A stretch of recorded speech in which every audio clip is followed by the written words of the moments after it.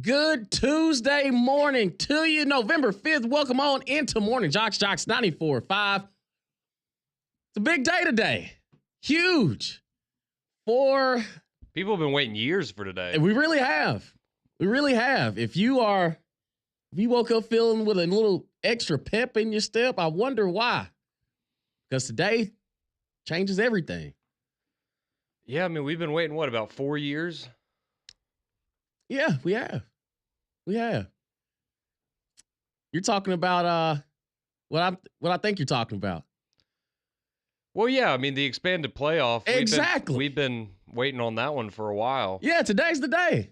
I feel like there's some other things going on today. Oh yeah, of course it is election day. Make sure you go out there and exercise your right to vote. Don't give a damn who you vote for. Listen, I could care less, but just make sure you exercise your American right to go out there and vote. But yes, we do have the first ever 12-team playoff rankings set for tonight. I think it's going to be exciting. I think people are kind of just there's a sense of anticipation of what potentially could be in store for us. Is it going to look like the AP poll pretty much? Are there going to be some changes? How many SEC schools do you think we're going to see? In the top 12? Yeah. 4. I think 4. Yeah. Do you think 5? Is there a team that's probably going to be on the outside looking in? I mean, I think A&M, LSU, and Ole Miss are all going to be. If this was the NCAA tournament, they would be on the bubble. I got you. But yeah, I agree with you 100%. I think we're going to get 4 teams into the college football playoff. I'm excited to see what it looks like. GMAC, of course, will be there on stage, for everything. And I'm excited to see where it goes, because if there's anything that we've seen this first, 10 weeks of the season, 11 weeks of the season, one, I will say this. There's only one undefeated team, and we know who's going to be number 1, assuming, Oregon, the Oregon Ducks. But every team after that, I couldn't tell you where they're going to be, how they're going to be there, what the committee is truly looking forward to. But just with the eye test that we've seen, it's going to be a fun ride the rest of the way for sure. Yeah, I mean, I think that's the most interesting part, is just seeing kind of how they view certain teams. Like, how do they view a Penn State team that just lost to Ohio State? And you look and you go, well, that's the only loss they have on their resume. But I think for a lot of us watching, none of us have any belief that they're actually a playoff team. But, I'm sure they're going to be in the top 12. But it's, how does the committee view them? How do they view an undefeated BYU or an undefeated Indiana, where you don't have the best resume, but you've won every game that's been put on the schedule in front of you? And so how do you kind of weigh those different things? I know a lot of people are interested to see where Alabama will be. I think they'll probably be around where they are in the AP. I think they'll be 10, 11, 12, somewhere around there. And, it's also just a chance to hear how they explain things. I think that's something that's also, I guess, at the front of a lot of people's minds, and especially once we found out some of the information last week about how they're not going to share a lot of the data that they use to determine some of their rankings and all these things that inevitably are going to cause problems and people are going to be upset about. That's what I'm excited to hear, because based on, Pat's experience in the little seminar that they had last week for the college football playoff, he didn't sound particularly confident about them having a clear vision, I guess, for how the rankings are going to go. So it'll be very interesting just to see, because, I mean, of course, you get last year, you go back and, you got stuff like them touting how dominant Michigan was against Maryland and, things like that you're just kind of sitting there scratching your head like, okay, you're just trying to make up stuff to validate why you have someone ranked where they are. So I'm sure we'll get more of that, and it'll be fun, and no one will be upset. No one will be disappointed, I'm sure. Oh, no. No one will have problems with the committee. No. You don't think the team sitting at 13 or 14 going to be like, oh, we deserve to be in there? Listen, it's just the first one, y'all. Yeah, I mean, Florida State fans are going to be mad, but that's, You don't think they're going to be raising any cane to see Florida State in the 12-team playoff? I think their record kind of reflects where they're going to be. I think they'll be watching the other thing tonight. Yeah. Take their mind off of watching this 12-team, all the ruckus they caused last year. But I guess it's probably, look at in grand scheme of it all. I think they probably knew what they had coming back. And no wonder they made so much of it a point last year to say that, like, and again, the only thing that stopped him from being in there was an injury to the quarterback. But then you go and get 60 pieced in the bowl game, and it kind of just started to be a snowball effect of what 2024 was going to be for the Seminoles. But we don't have to worry about them. Sorry, FSU Dave. But no, we don't have to worry about them. But I'm interested to see how many SEC teams are going to be in the college football playoff rankings, and also, the transparency of, how did we get to these 12 teams? And of course, it's going to change from now till pretty much the final one that's going to be set. Yeah, and I mean, it could also be interesting to see because, there's certain things that could help teams in the SEC, for example. Maybe the committee views what Vanderbilt's done this year. They're really impressed by Vanderbilt. And maybe instead of being number 24, they move Vanderbilt's number 20 or something. Or you have a South Carolina team that I think a lot of us would agree, at least right now, deserve to be one of the top 25 teams in the country. Mm-hmm. That's something that would help out, the Alabamas of the world, right? The teams that have knocked them off. And so there's, little things like that where you can kind of look at even the back part of the rankings and the teams that we would go, well, they're not really in the playoff conversation, but, certain teams being put into the rankings, that kind of gives you an idea of how the committee views maybe the teams in the top 10 and their schedules and some of their opponents that they give more credit to than the AP poll did. So there's a lot of little, I guess, intricacies and things that go on with these rankings that, it'll be interesting to see the controversy. I got you. Are you going to stay up till about midnight tonight? I mean, there's a lot of results that we're going to be waiting on. I'll be up for a while tonight. Same. If only the Yankees could have extended the series with the Dodgers. They'd be done by now. That doesn't mean anything. They would be done. You just wanted to throw that in there. No, but it should be a fun night tonight. It should be historic on a lot of accounts. I think there's going to be a fun Tuesday. But we did have some action last night in the NFL with Monday Night Football. A Super Bowl rematch, so to speak. One side of one team looks a little bit different than the last time that we saw these two teams play in the I was about Super to say Bowl. The Chiefs actually look like a football team. They did, and they knocked off the Tampa Bay Buccaneers 30-24 in overtime. And see what happens when you give Patrick Mahomes another chance. See what happens. I mean, when you went to overtime in Arrowhead, I mean, and the Chiefs get the ball, you kind of know how it's going to go. But that's Josh Allen. I mean, the drive at the end of the game. First off, I mean, it was a really good game. I mean, all things considered. I mean, the Buccaneers have been actually pretty good this year. So, but the fact that they were, I guess, the team that's kind of taken the Chiefs to the brink the most, or given them the stiffest competition, was pretty cool to see. But I mean, this was probably the best game Mahomes has had all year. I mean, 3 touchdowns, no interceptions. That was big for him to kind of bounce back. Travis Kelce had a big night, but I mean, once they had the ball there in overtime, and just, I mean, talk about, like, those are the kinds of drives you look at and you go, all right, that's why you've won back-to-back Super Bowls. Yep. Because I mean, it was 4 yards here, 6 yards here, a little scramble here, I mean, it was just the most methodical, just like annoying drive if you're the defense, where it was, okay, they're taking what we're going to give them every single play. They're moving the ball every single play. No negative plays. It was just smooth, man. Like, no stress. Like, Patrick Mahomes is just walking up to the line. Like, there's no, it's so cool to see guys that operate at that level. It was super impressive. But yeah, Chiefs only undefeated team in the NFL now. And yeah, do we really? I mean, look, again, I get it. Patrick Mahomes hasn't been. This is probably the worst year of his career so far. Worst. Yeah, exactly. Yeah, right. Like it's, and they're 8-0. No, I mean, he's at the point of, like, people aren't gonna like this comparison, but it was to the point with, like, LeBron when he went to the finals 10 years in a row, where you just and you're like, okay, well, he's a little down this year, whatever. It's like, just get to the playoffs. Like, once you get to the playoffs, it's a completely different ball game, and you're gonna see vintage Patrick Mahomes. And yeah. And how about, just bringing back Kareem Hunt to this roster absolutely changed them. And I really want to apologize to DeAndre Hopkins for wasting his time for 2 years. Man, he did the Remember the Titans celebration after scoring. Yeah, he did. You think that one's been on his heart for a little while? Probably so. He hadn't seen the end zone. He didn't see the end zone in two-tone blue this year. So, yeah, it was tough to watch. And here's the thing.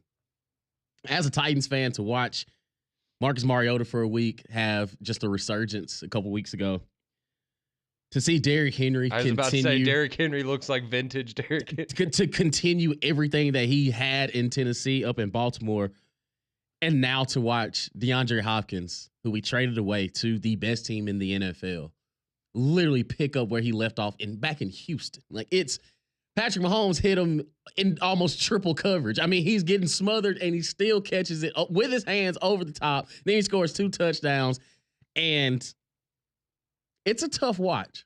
Hey, y'all won on Sunday, though. We did. We made Drake May look like prime Greg McElroy for a minute. I was about to say he almost came back, but yeah. It's tough, man. It's tough. It's really hard to process. But with that win, we went from being slated at number 2 overall pick to number 9, baby. So we're that's not good. Well, that's the benefit of winning football games. You find yourself deeper in the draft pool. Yeah, you don't need to win football games. Maybe this is what we needed to see. Yeah, you need to be up there. Yeah, right now you're going to be like, oh man, are we going to reach for Carson Beck or something at number 12? Yeah, but I don't think Shedeur Sanders is going to be there at no, I think 13. Him and Cam Ward and they're going to be gone. Yeah, they will be gone. Oh boy. Well, we got Will Levis though. Well, he's not even playing. Technically, we got Mason Rudolph. I was about to say, we got Mason Rudolph. You have Mason Rudolph. But no, it really was good watching D-Hop he looks like he's having fun. He looks locked in. He's playing with a quarterback that is competent. Mm-hmm. And yeah, he shows that he still got it. And congratulations to DeAndre Hopkins. And shout out to Travis Kelce for helping me win a couple fantasy leagues last night. 14 catches, 100 yards. I'll take that any day of the week. Yep. And his girlfriend was there. So no wonder he had such a wonderful game. Good for her. She's just cheering on her man. Just cheering on her man. Yeah, no, that's good. Everybody needs that little motivation. Very sweet. You know, you always see those videos and stuff when dudes start hooping and then a girl walk in and they all automatically turn up. That's how it is for Travis Kelce now. Anytime that she's, in the press box, it's... Well, then it's a good thing she's at every game. That's why they're undefeated right now, baby. The Chiefs knock off the Bucs 30-24 in overtime in a wonderful game. We want to hear from you. 205-834-9450. Your text message, your calls from football last night. What you want to see from the college football playoff tonight. We also had some action on the hardwood. College basketball starting up. And I think we're going to be set for a nice run here in the state of Alabama. We'll discuss that and so much more. And, of course, hear from you. 205-834-9450 when we return here on Morning JOX and JOX 94.5.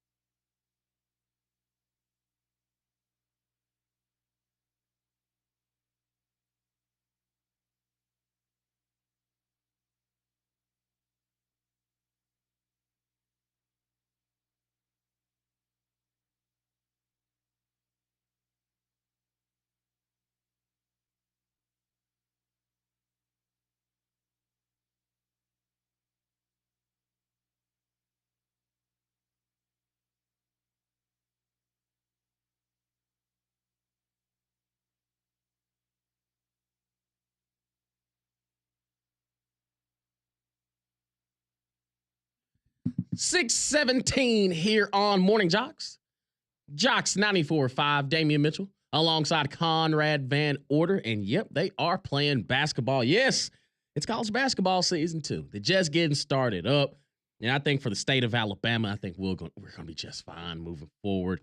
Speaking of Alabama, they've knocked off UNC Asheville 110-54. Home opener there in the Coliseum. I think Mark Sears is going to be just fine. I think staying another year, he's going to be all right. Yeah, he certainly looked pretty good for Alabama last night. It was just I was talking to one of my friends last night during the game, and it was just honestly the way I described it was, this is just a joy to watch. It was just they are just so fun to watch and to see. First off, I mean, they are absolutely loaded. Like everything that we had heard coming into during the offseason it's true. It's real. At least for that first game, it was. When you just watch, and regardless of who's out there, really, there's not like a notable difference, right? It's not, right. You're not sitting there going, oh, okay, they're running second team off. Like it all just kind of flows so well. And the additions of, just the addition of having a guy like Amori down there, and then Cheryl when he was down there at times, like having a true rim protector that you didn't really have last year just has made such a huge difference. And there were things early on that defensively speaking, they could be sharper, but I think the effort you saw on the defensive end was significantly better than what you saw for most of last year. And that was a big problem last year, right? Is you're the best scoring team in basketball, but defensively, you just didn't have it. And it seems like they have a little bit of that edge to them now. And just the way, like, they got the juice, man. Like, Aiden Holloway looked great coming over from Auburn. Like, he looked like the player that we thought he was going to be last year. LeBaron Philon, like that dude He's nice. That dude is athleticism off the chart. Hey, nice. Just as a freshman, just all the things that he did. And you could just tell that's a kid that's out there and he's just trying to make a play every time he's out there. Diabate was good. We've heard he was really, really key in those exhibition games. It was just all around. I was so impressed. And you look and, you scored over 100 and you only shot 18 threes, which for Alabama standards, that's, not a whole lot of threes, but you shot 44%.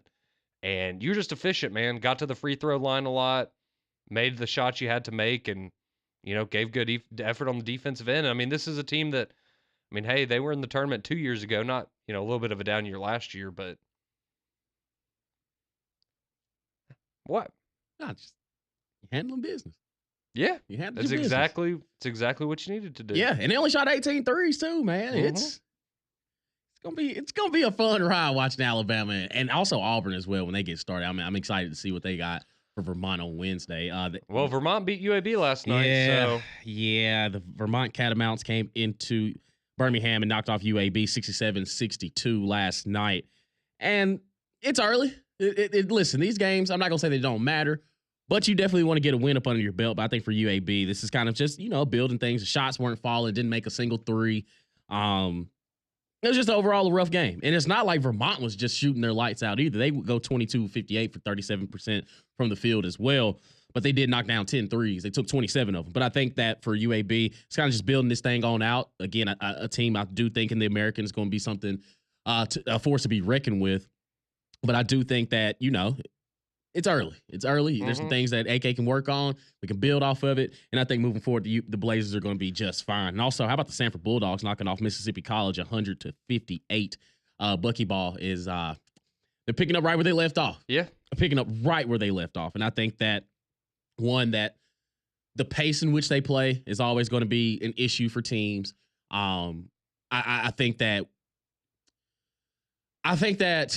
for Sanford, it's continuing to build on what you had last season. I know losing a tour is going to be big, but I think for the way Bucky uses his system and the way that they play, there's still going to be a problem moving forward. And I think that it wasn't just a flash in the pan last year. I think this is a team that, we're going to be talking about in March. They took Kansas, and really and truly, to this day, it's not a foul. You blocked the shot. You were a block shot away from pretty much advancing past the round of 64 last year against a top ranked Kansas team. So I think that for Sanford right now, you're building these things up. And just like I said, the state of Alabama in basketball, there's not going to be much of a drop off from what we've seen in football, keeping that same momentum all the way through up until March. Yeah, no, I mean, I think it's going to be another fantastic year, just like last year. And, it gets started pretty quick because, I mean, Auburn, so they, like we were talking about, they're playing Vermont tomorrow to start their season. But I know we're all in college football mode now, and there's probably a lot of people that are, oh man, yeah, basketball's finally here. Like, okay, these games are fun at the beginning. No, Auburn, you're playing Houston on Saturday. Yep. So it gets started really quick. You get a game against Vermont to kind of get your feet wet, and then you're playing the big dogs on Saturday, and then Alabama will play Houston. They get their shot at Houston 3 weeks from today, and Alabama's also playing Purdue next Friday. So some big games here for Alabama and Auburn pretty early on in the schedule. So so you can have you can be enjoying Alabama LSU football on Saturday night on one screen, and you can have Auburn Houston basketball on the other screen. Yeah, that's what you're gonna do. Probably, yeah. Atta baby. Now I'm interested. I am interested to see what Bruce Pearl and this team is going to look like because again, that first round exit against Yale of all teams, I think it left a sour taste in a lot of Auburn fans' mouths because of what they had on the floor. You knew they were better than Yale, but that's what happens in March, man. It gets crazy. But I do think that Auburn and Alabama are destined to have some pretty exciting runs here in the SEC. Of course, John Calipari going from Kentucky to Arkansas. Now Mark Pope up there. I was about to say Kentucky got a nice win last night. Yeah, it's the SEC. If football was any kind of appetizer for what we're going to see in the SEC basketball play, I'm here for it. I think it's going to be interesting. It's going to be a fun ride. All the way, and we're locked in all the way until March. You're going to see multiple SEC teams getting ready to play for the dance, and now we're getting the season started these next couple weeks, and just to see where these teams are. Like you said, Alabama and Auburn both getting tests early to see where they actually stand as far as basketball is concerned. But it's going to be something to see. 205-834-9450. Your text message, your calls are always welcome. Let's go to the phone lines. Let's talk to our buddy Larry, who's on the road. Let's talk some ball with us. What's going on this morning, Larry? Hey, guys, love the show. Y'all constantly bring it early in the AM hours, but I got to ask you a couple questions. Talk to us. Would you agree, guys, would you agree that Mahomes is by far the best quarterback in the NFL, hands down? Oh, yeah. Yeah, it's not even close. Yeah. Not even close. Now, look, just imagine now. Let's let's go to what if you. We're going to go to what if you. What if the Mahomes, they go undefeated this year? Okay, just hypothetical. What if they go undefeated, but they win the Super Bowl and win 3-0-1? Would you think that would? I think Tom Brady's Wheaties would be tinkled in pretty good. I mean, this guy's amazing. He really is, and he's a cool hand Luke, man. I mean, it's just amazing how he is in the pocket, and regardless of the pressure, how he makes plays and constantly makes plays. Would y'all agree, guys? I'm just wondering. Yeah, he's the greatest. I was about to say he's the. I mean, I don't think it's crazy to say right now he's one of the 5 best quarterbacks of all time. I know there's a lot of people who are like, well, he's won 3 Super Bowl. Like, I'm sorry, if you want to look at the longevity of somebody like Peyton Manning, like Patrick Mahomes has already accomplished more from a winning standpoint than Peyton Manning did, and I think we would all agree that Peyton Manning's a top 5 quarterback. So. Yeah, but just imagine, guys. I mean, I know it's probably not going to happen, but you just never know. But if they went undefeated and broke a record since '72, and then win 3 Super Bowls in a row, I mean, that would be. I mean, you're talking about upper echelon, beyond imaginable for such a young guy like Mahomes. But one more question, guys. When is the early? What is it? I was trying to say. Oh yeah, what is the early recruiting thing for college football? Is it sometime in December? Are you talking about like early signing day? Yeah, that's what I mean. Early signing day. What is that? I mean, no, it's in. It starts on December 4th. So that and then they can wait until like February to make it their last deciding day or whatever. The way it used to be. I think I'm just trying to remember. I throw that out there, guys. I don't know. Yeah, I'm trying to remember because I think they changed the transfer portal windows, not the signing days. So yeah, it looks like the early signing day is December 4th to January the 15th this year. All right, guys. I enjoy listening. I'm not constantly on the road, but appreciate it, guys. Thank you. Absolutely, Larry. We appreciate you as well. Yeah, I mean, Patrick Mahomes, you don't start the conversation of best quarterback in the league without him. Like he kind of sets the bar. It's who's number 2, to be honest. Because he may never. It's kind of similar to what you talked about earlier, like LeBron James. There have been multiple years he could have been MVP of the league. Oh, well, yeah. I mean, you get bored with the same people, right? Yeah. I mean, there's examples of that across every major sport. Yeah. Yeah, and I think for Patrick Mahomes, he's already solidified himself as, if not the best quarterback doing it now. And I think that, it's going to be difficult to knock him off that train because, again, he's the reigning 2-time Super Bowl winner, and he's won in any kind of fashion that you could think of. He's gone to overtime with guys. He's blown people out, even some of the best quarterbacks that have won MVP. Look at Lamar Jackson last season. Was the MVP, makes it to the AFC Championship game, and you still fall flat. Yeah, and look, I mean, like I said, I think you can make a strong argument that he's one of the 5 best quarterbacks ever. I mean, just from the eye test, he does things that, he's probably the best quarterback I've ever seen with my own 2 eyes, just in terms of the things that he's able to do. And it's been incredible. But then you think about, when we start comparing people to Tom Brady, that's just like a whole different category to me because, again, as incredible as Patrick Mahomes is, he doesn't even have half the Super Bowls that Tom Brady has yet. Now, granted, if he gets this year, he'll have 4. And I think there's a lot of people that would say, oh, yeah, he can get 3 over the next, decade or whatever. Yeah, right.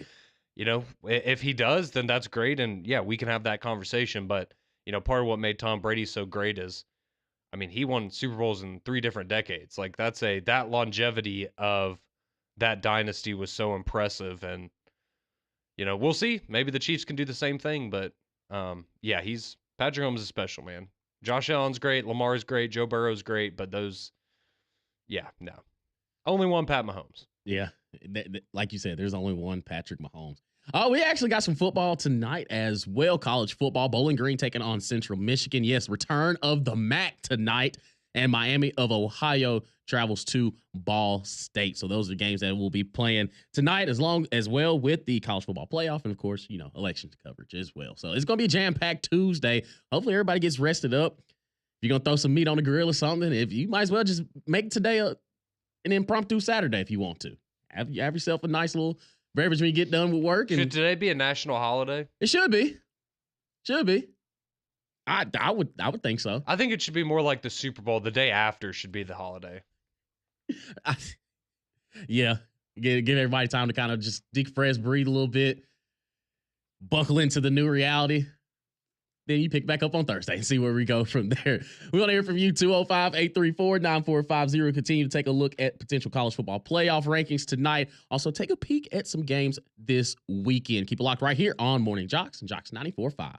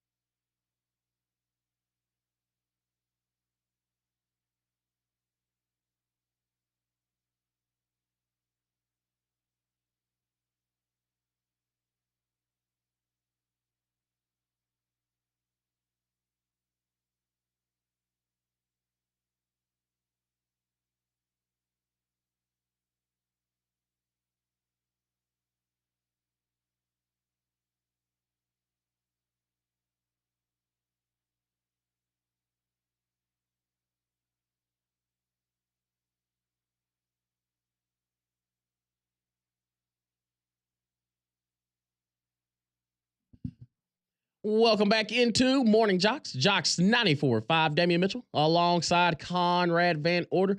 And, of course, you as well, our wonderful listeners, 205-834-9450. As, of course, we know how big today is on this Tuesday, Election Day. So get out there and exercise your right to vote.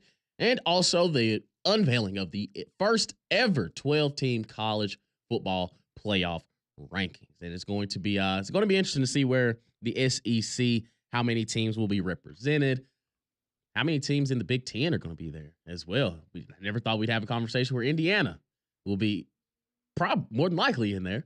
I think so. Yeah, I think, and I mean, again, you can, whether you like these stats or not, but, ESPN does their little projections for what percentage chance teams have to make the playoff. I think Indiana's at 87%, something like they're in a good spot. They are. Because all you got is Ohio State and a bunch of more unranked teams. Yeah, Harry Signetti. I'm telling you, man. Just Google him.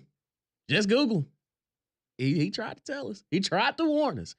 I'm also interested to see where the Big 12 stacks up. How many teams do the Big 12 and the ACC find in there? Because in the top 12? Yeah. I'm thinking one apiece. I mean, maybe SMU. That'd be the interesting one if. Right. They're like on the outside looking in. Could they?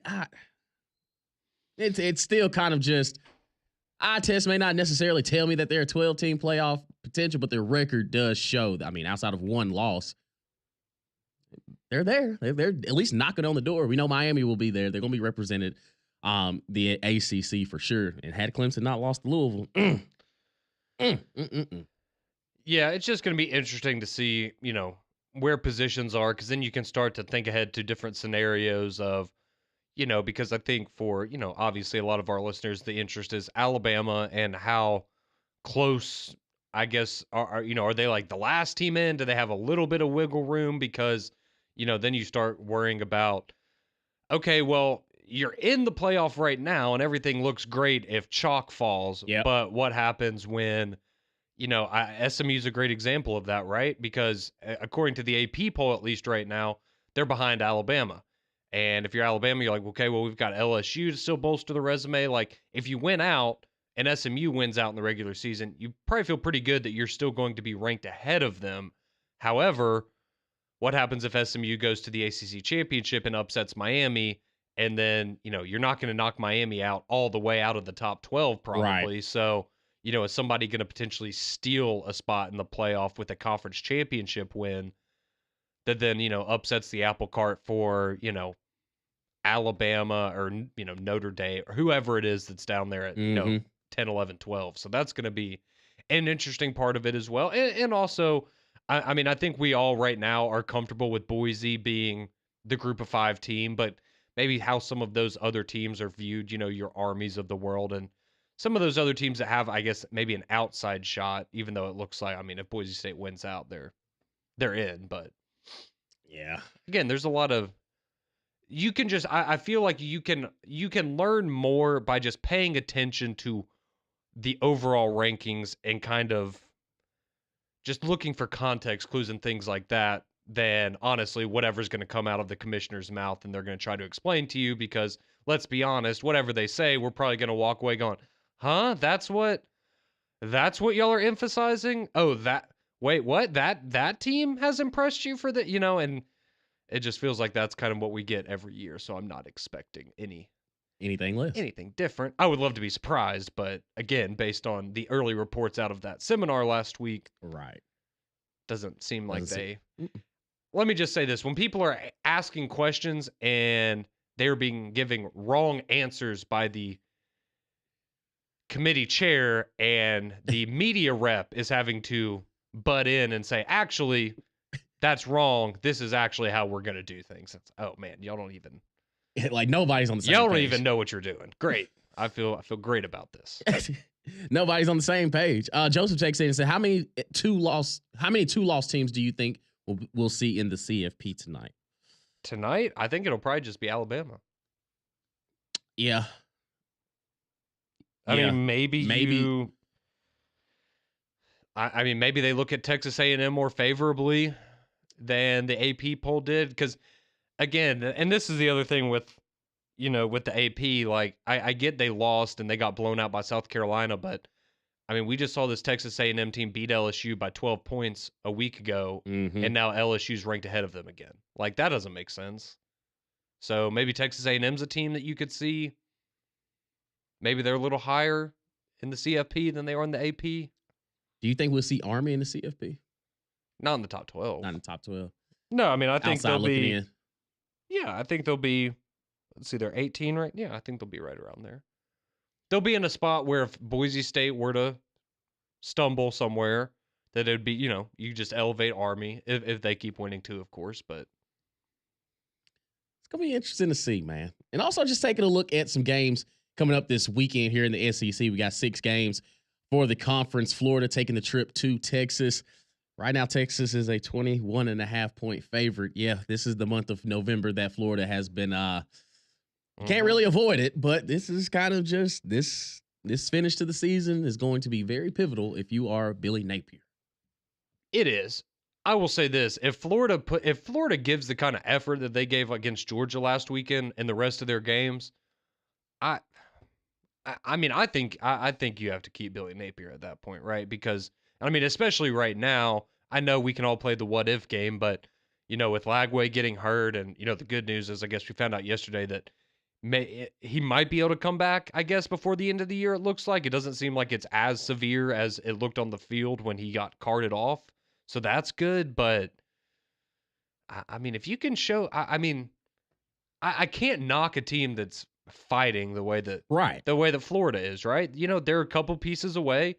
Again, I think if Lagway doesn't get hurt, I think there's a very real chance they win that game. I'm not saying it's guaranteed, but I think they have a good shot. They threw every punch. Yeah. They countered every punch, too. If you're able to do that against Texas, which, again, I mean, we've seen them be susceptible, right? They looked sloppy against Mississippi State. They didn't look good against Georgia when they got blown out. Like, I'm not saying they're going to win, but, show me something.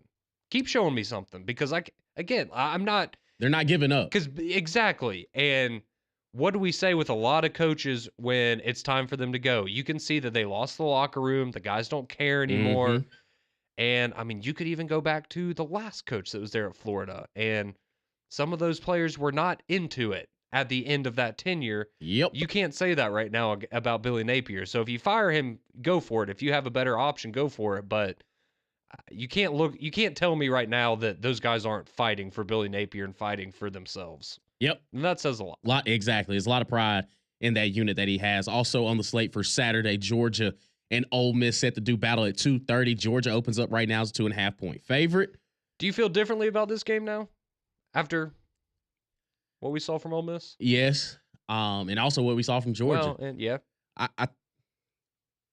I kind of wrote Ole Miss off a little bit after, as we kept seeing how Georgia played after Alabama, and then Ole Miss after losing to Kentucky, and also to LSU. I was, okay, yeah, this Ole Miss team, they're pretty much just going to shut it down. I thought that Ole Miss was going to go the opposite direction than what they just did to Arkansas. I thought it was going to be one of those that they're kind of just, if whatever happens, happens. It is what it is. Yeah.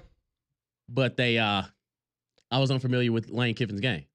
I mean, the fact Georgia's only getting 2.5 points on the road is, again, I know it's on the road, but I mean, if you'd asked me 2 weeks ago, I would have thought they'd easily be a touchdown favorite on the road. Mm-hmm. So, yeah, this one's interesting because, again, this just feels like it feels similar to how the Ole Miss and Alabama game felt last year, right? Where you're going into it and we're sitting there and we're going, all right, Lane, if you're going to get them, now this is when you're going to get them. This is it. And that's how I feel about Georgia. It's like if you are going to beat Georgia during your time at Ole Miss, this feels like your time to seize that opportunity. And to be fair, in the past, those opportunities have not gone very well for him. Not even close. And then Carson Beck, man. Carson Beck, he's pulling some Garrett Nussmeier type stuff now. He's serving it up to the other team at a pretty high rate since conference play has started. It's at first you're kind of, okay, yeah, it's a couple games. We'll see where it goes from here. This is it's a trend now. This is starting to be a problem, big dog. And I don't think the Cavendish sister can help you in this situation, big homie. You are you're not playing elite football right now, and Georgia is starting to have some chinks in the armor because of how you play at the quarterback position. But I think it's going to be a good ball game nonetheless. How about the South Carolina Gamecocks after knocking off Texas A&M? Now they take a trip to Nashville, Tennessee to take on the Vanderbilt Commodores in a game that probably on paper coming into it is like, yeah, that'll be an SEC network throwaway. Like, it is what it is. We're talking about a 24th ranked Vanderbilt team representing Nashville, Tennessee. I'm telling you, this is probably going to be the best game of the weekend. I was in the about SEC, to say, this has gone from before the season a game that you couldn't have paid me to watch. Probably, I would have just you know what? I'll watch the highlights. Maybe I might not even do that much. Like you're saying, there's a very real chance that this is the most competitive game in the SEC. I know it doesn't have the biggest logos in it. There's no, there's not, it's not a playoff elimination game like Alabama LSU is or something, but yeah, I'm very interested to see how this one goes with Vanderbilt being a little banged up, but still riding that momentum. And then South Carolina, I mean, I don't think anybody has more momentum than they do right now. So are you able to carry that over from the Texas? Because again, these are the games you look at and you go, okay, I could see where you're set up to have a letdown the next week because of all the emotion, all the excitement, all the adrenaline. It can be hard to reset from that. So yeah, this is going to be a good game. And this is what Vegas does. Vegas did it again. They have Vanderbilt as the underdog. South Carolina right now, 3.5-point favorite on the road in Nashville. I'm just keep playing with Vandy. Like if Vegas needs to lock in a little bit, man. If you ain't watched what Diego Pavia has been able to do for Vanderbilt, man, he's turning this team on up. And then, of course, the nightcap for the SEC, Mississippi State going up to Knoxville to take on Tennessee. And Tennessee right now is a 24-point favorite. Yeah.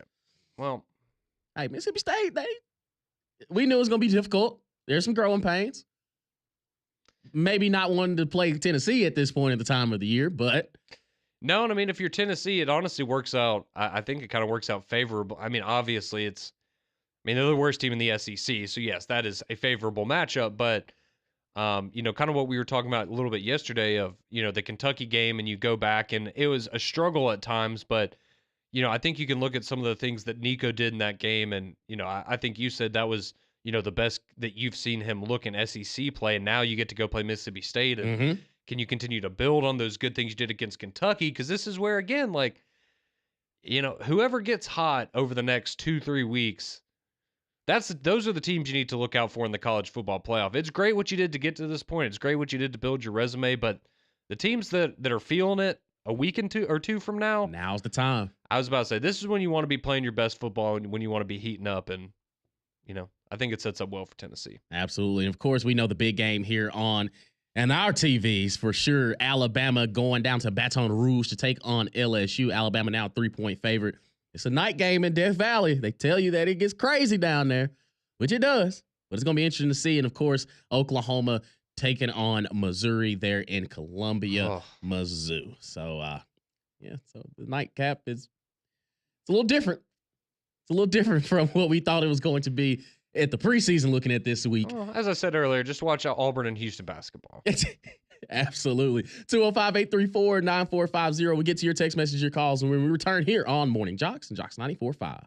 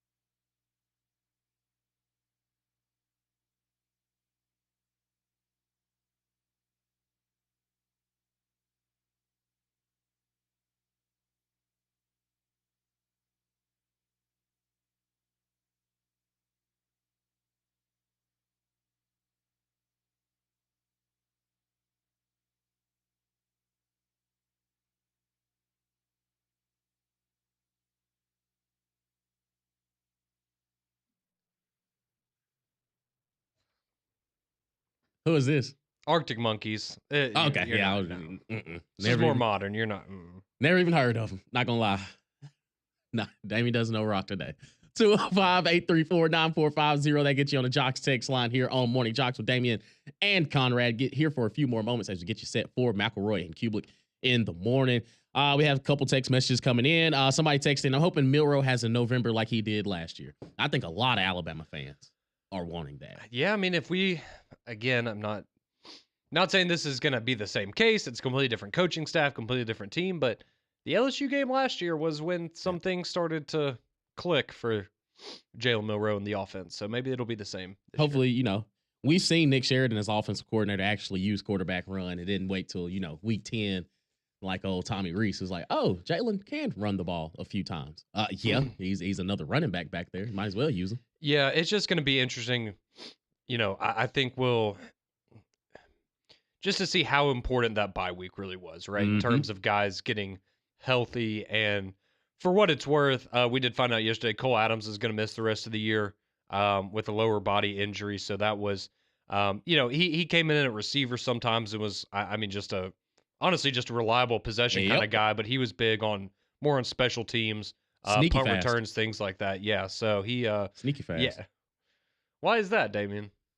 It just puts me in the mind of like the Lad McConkeys and Cooper Kupps. Oh, okay. Of the world. Deceptively fast? Yeah. Weight room warrior. Right. That's right. Yeah.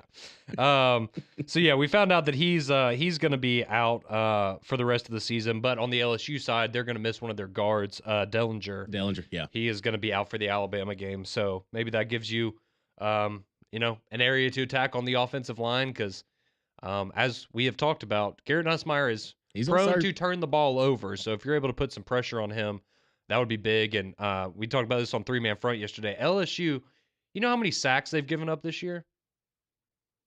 It has to be a lot. Because they had five? They had 5 against Texas A&M, wasn't it? Or 4? How many?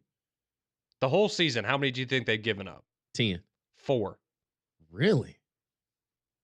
Man, half those came against Texas A&M. Yeah. So they're pretty good. Absolutely. So that's going to be a point of emphasis, I think, for Alabama. Nick texted in. He says, what do you think the narrative will be after expanding the 12-team playoffs and it's still an all-SEC national title game again this year? It just means more. Yeah, I was about to say, they still got what they want. They got more money. They got bigger games, more games on. Don't be mad at us. They not like us. That's going to be the theme of it. I mean, do we really think that, once every 10 years you might get somebody from not the SEC or Big Ten that wins the championship? Like, come on, we got the best. We got the best down here. It just expanded the horizon for us to show you that, hey, we'll still beat you up no matter how many teams you put in there. Oh, boy. Mac and Cube in the morning. Those guys are next.